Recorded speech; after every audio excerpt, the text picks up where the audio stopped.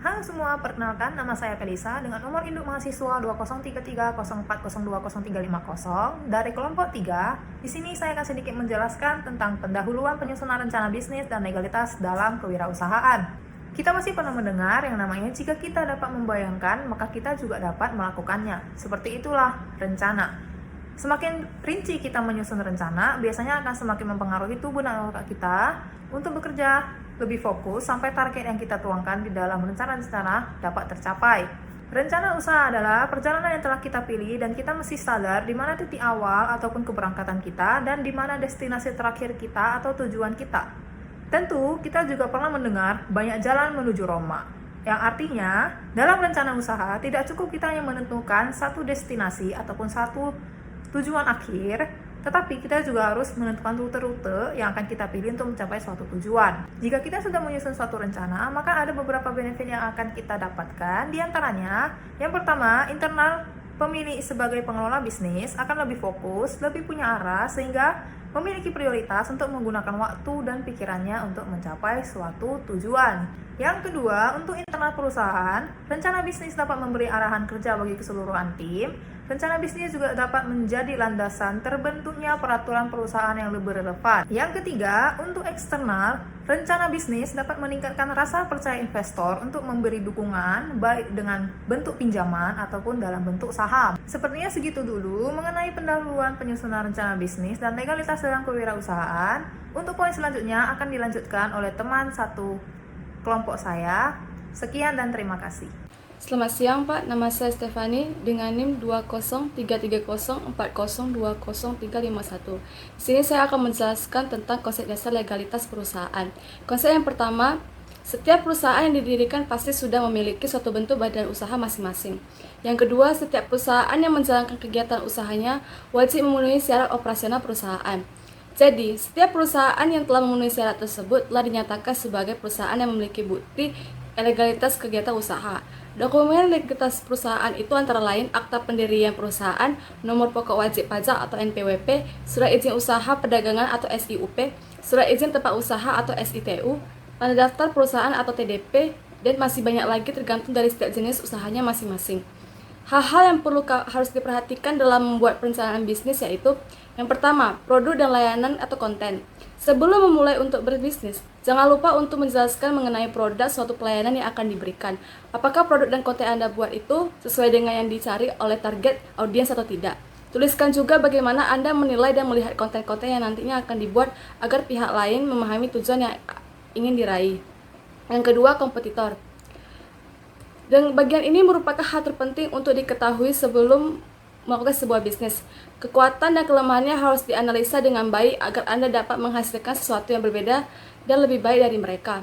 Kemudian Anda juga harus mengetahui posisi mereka di industri bisnis saat ini bagaimana, dan jangan lupa juga gunakan strategi yang lain agar dapat memberikan suatu inovasi terbaru. Yang ketiga, target audiens dan klien. Setiap bisnis harus memiliki target pasar, seperti klien seperti apa yang menjadi target utama Anda. Misalnya, karyawan kantor, maka Anda harus membuat sesuatu hal yang dapat menarik minat para karyawan tersebut. Anda juga harus melakukan riset tentang apa yang akan membuat mereka tertarik untuk menjadi pelanggan setia. Berikan ide program yang juga akan menarik klien. Pastikan apa yang Anda buat memiliki dampak dalam hidup mereka dan bisa diterapkan, serta sejalan dengan visi dan misi klien yang Anda tuju. Yang keempat, operation dan model bisnis. Sebagai seseorang yang ingin membangun sebuah bisnis, pastikan Anda mengetahui bagaimana cara menjalankan rencana bisnis tersebut. Agar memudahkan Anda untuk menjalankan semuanya, yang harus dilakukan adalah memilih orang-orang yang untuk menjadikan tim. Yang kelima, rencana advertising dan marketing. Setelah mengenali target audiens, informasi tentang kompetitor dan perkiraan biaya yang dibutuhkan, berarti saatnya untuk menjelaskan mengenai strategi pemasaran kepada tim. Jelaskan juga mengenal bagaimana produk atau konten Anda ingin dipasarkan kepada audiens dan apa targetnya. Lalu hasil seperti apa yang diharapkan dari proses pemasaran tersebut. Yang keenam, finansial. Membahas mengenai biaya memang terkadang membuat Anda merasa ragu untuk menjalankan bisnis. Namun finansial ini lah yang harus Anda ada ketika membuat bisnis. Jika Anda membuat bisnis baru atau startup, sejak awal Anda harus menentukan biaya permulaan, mulai dari biaya registrasi bisnis, biaya branding, pengembangan website, produk investasi, hingga biaya operasional. Cantumkan seberapa penting peran investor dan sumber pendanaan dalam bisnis yang Anda jalani. Usahakan untuk mengetahui target keuntungan paling tidak dalam waktu setahun ke depan. Dengan begitu, Anda akan mendapatkan rancangan bisnis yang paten. Yang terakhir, hal yang lain dan mungkin diperlukan.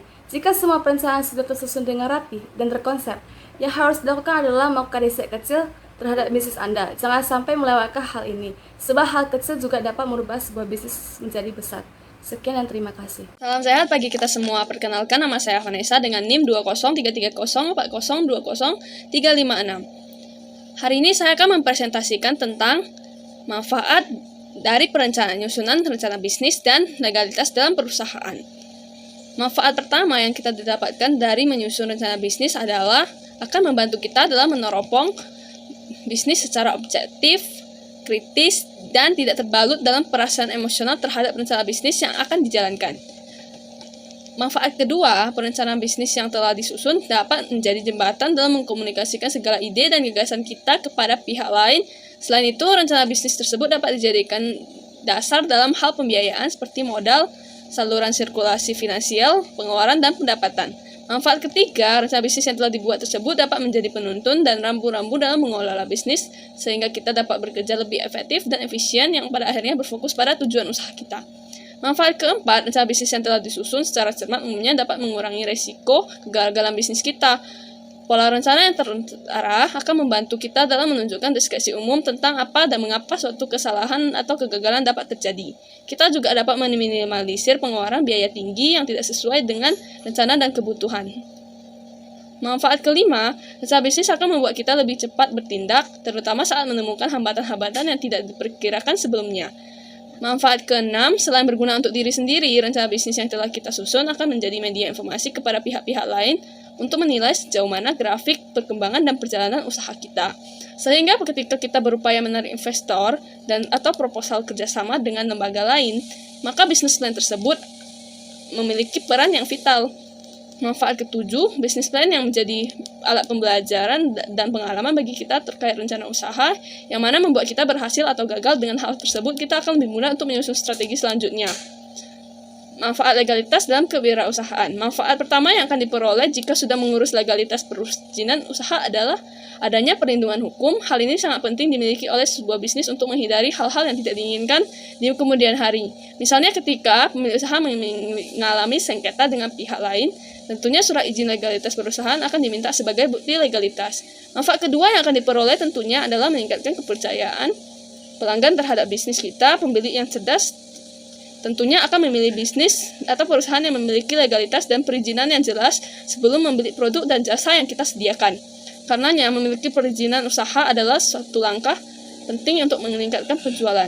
Manfaat ketiga yang akan diperoleh jika memiliki legalitas usaha ialah kemudahan mendapatkan kredit usaha. Bagi sebuah bisnis, urusan permodalan adalah masalah yang krusial. Karenanya, ketika kita mengajukan peminjaman modal pada bank, tentu salah satu syarat yang wajib dipenuhi adalah bukti bahwa perusahaan kita legal di mata hukum. Jadi legalitas usaha merupakan syarat penting yang harus kita miliki jika ingin mengembangkan suatu usaha. Hal ini sangat penting jika sewaktu-waktu kita ingin membuka cabang baru di lokasi lain. Tidak hanya itu, dengan legalitas yang jelas, kita juga bisa mengikuti berbagai program yang diadakan pemerintah. Perkenalkan, nama saya Misika Citra dengan nomor induk mahasiswa 2033040203660 dari kelompok 3. Di sini saya akan menjelaskan tentang penutup penyusunan rencana bisnis dan legalitas dalam kewirausahaan. Penutup pada rencana bisnis juga bisa dikatakan sebagai suatu tanda pada rencana bahwa bagian isi dan pendahuluan sudah selesai. Bagian penutup harus menjelaskan inti utama dari rencana bisnis yang kita buat. Informasi akhir harus dapat meyakinkan penanam modal supaya mau berinvestasi pada rencana bisnis kita. Kita harus mencantumkan tujuan dari pembuatan rencana tersebut. Contohnya seperti ini. Meskipun dana yang dibutuhkan sudah tertera pada isi rencana bisnis, kita tetap bisa mencantumkan dana yang kita butuhkan pada bagian penutup untuk jaga-jaga. Jadi pihak penanam modal tidak perlu membolak-balik kembali untuk mengetahui jumlah dana yang dibutuhkan. Contohnya seperti ini. Kita juga bisa menuliskan permintaan dalam bentuk poin-poin pada bagian kesimpulan supaya lebih mudah dibaca dan berinti. Contohnya seperti ini. Tidak semua proposal akan mendapat jalan yang mulus. Maka kita dapat menambahkan permintaan, kritikan, dan saran Contohnya seperti ini. Demikian akhir dari presentasi kelompok 3. Semoga bermanfaat untuk kita semua dan terima kasih atas perhatiannya.